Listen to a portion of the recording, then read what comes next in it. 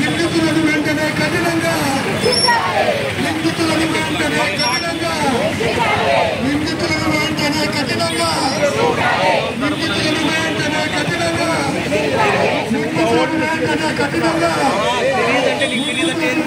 కఠినంగా నిందితులను వెంటనే కఠినంగా నిందితులను వెంటనే కఠినంగా We want justice. We want justice. We want justice. We want justice. We want justice. నిందితులను వెంటనే కఠినంగా శిక్షించాలి శిక్షించాలి నిందితులను వెంటనే కఠినంగా శిక్షించాలి శిక్షించాలి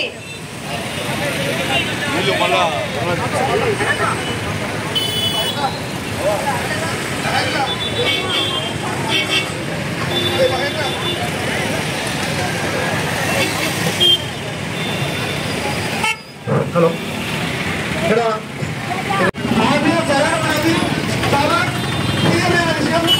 ఎందుకంటే టెక్నాలజీ డెవలప్ అయినప్పటికీ కూడా ఒక సెమినార్ హాల్లో మహిళా డాక్టర్ని అత్యాచారం చేయడమే కాకుండా చంపేయడం అనేది చాలా నీచమైన విషయంగా మనం పరిగణించాలి. ఎందుకంటే అంత పెద్ద కళాశాలలో ఎవరో గమనించుకోకుండా ఇది చేయడం జరిగి ఉండదు. అయినా ఘటన జరిగి నిర్వహిస్తున్నప్పటికీ కూడా ఇప్పటికీ నిందితులు ఎవరిని కనిపించకపోతున్నారు. అదేవిధంగా మహిళా డాక్టర్ల కేసు ధర్నా చేస్తున్నారు, న్యాయం చేసుకుంటారని మరియు వారికి తీసుకుంటారని కోరుతున్నారు. ఇది చాలా న్యాయమైన కోరిక.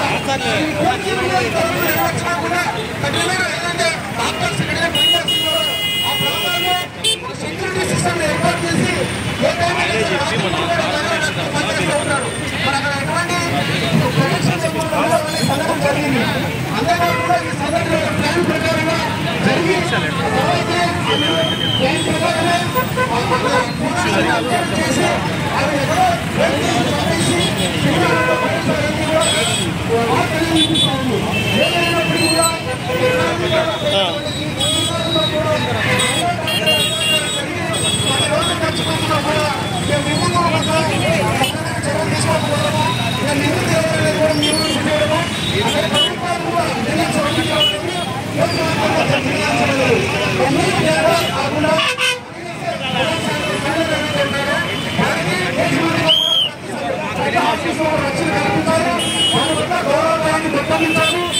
ఎక్కడైనా సరే ప్రొవిజన్ అంటారు. ప్రాణం జరిగిన తర్వాత మనము ప్రొవిజన్ కాదు, ప్రమాదం జరగకుండానే మనం స్పందించాలి. అటువంటి సంఘటనలో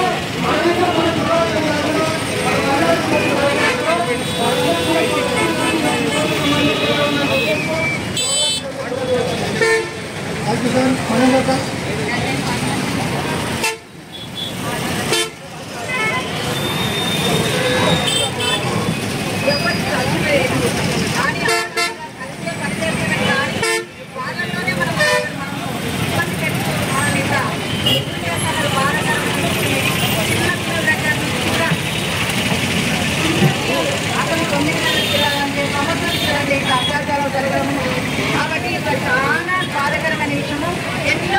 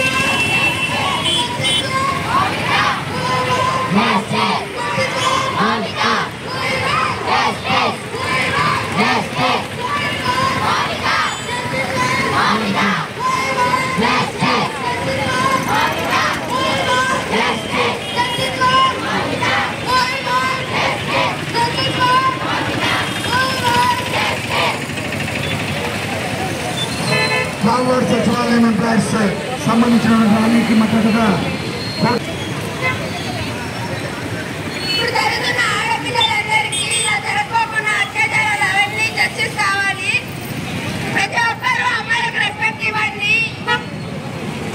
గుడ్ ఈవినింగ్ టు ఎవ్రీవన్. మనమందరం ఇప్పుడు ఈ ర్యాలీలో పాలు పంచుకున్నందుకు మనందరం కొంచెం హ్యాపీగా ఫీల్ అవ్వాల్సిన విషయం. ఎందుకంటే వీఆర్ జస్టిస్ ఫర్ మౌమితా కోర్టుకు వచ్చాము. ఇప్పుడున్న సమాజంలో ఆడవాళ్ళకి ఎక్కడ కూడా భద్రత లేకుండా పోతుంది. ఫస్ట్ మూవీస్ వాళ్ళు ఇక నుంచి అయినా ఆడపిల్లలకి ఎలా రెస్పెక్ట్ ఇవ్వాలి, ఒక ఆడపిల్ల అంటే ఏమిటి, ఆడపిల్ల లైఫ్ అంటే ఏంటి అనే దానిపైన మూవీస్ తీసి అవేర్నెస్ కల్పించాలని మా కాలేజ్ తరఫు నుంచి మేము కోరుకుంటున్నాము.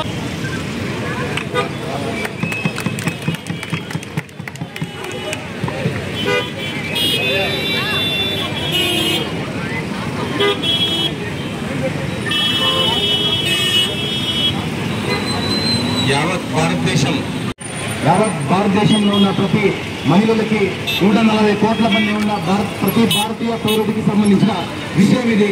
ప్రతి ఒక్కరూ దీంట్లో సమాజంలో వెలుగులు ఉండి ఎవరైతే ఈ మోడర్న్ ప్రపంచంలో ఉండి అందరికీ స్వేచ్ఛ స్వాతంత్రం ఎక్కువైపోయి వారి యొక్క ప్రైవేట్ జీవితమే చూసుకుంటూ సమాజం పైన ఎటువంటి స్పృహ లేకుండా ఉంటున్నారు.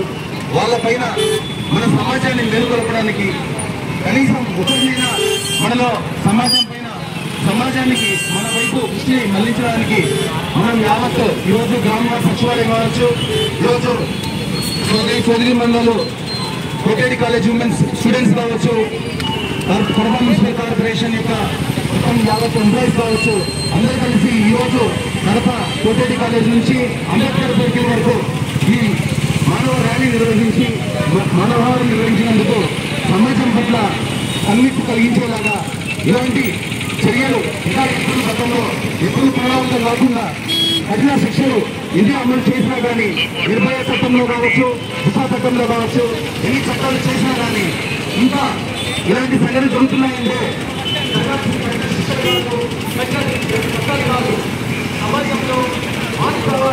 సమాజంలో మార్పు రావాలంటే ప్రతి ఒక్కరూ ముందు రావాలి, ప్రతి ఒక్కరూ చెయ్యి కలపాలి, ప్రతి ఒక్కరికి దీనిపైన చర్చ జరగాలి.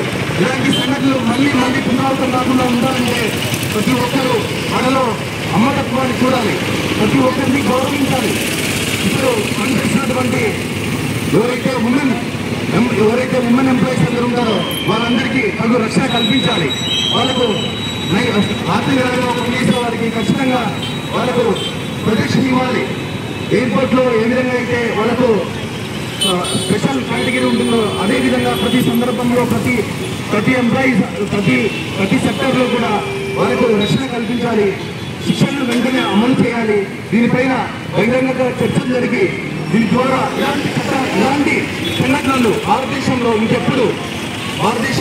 మన రాష్ట్రంలో ఎప్పుడు పునరావృతం కాకుండా అందరూ చేయాలని, ఇలాంటి మానవాలను మరిన్ని చేసి సమాజాన్ని మేల్కొల్పాలని అందరికీ తెలియజేస్తాను. అమర్ రహే అమర్ రహే అమర్ రహే అమర్ రహే అమర్ రహే అమర్ రహే. Thank you all of you.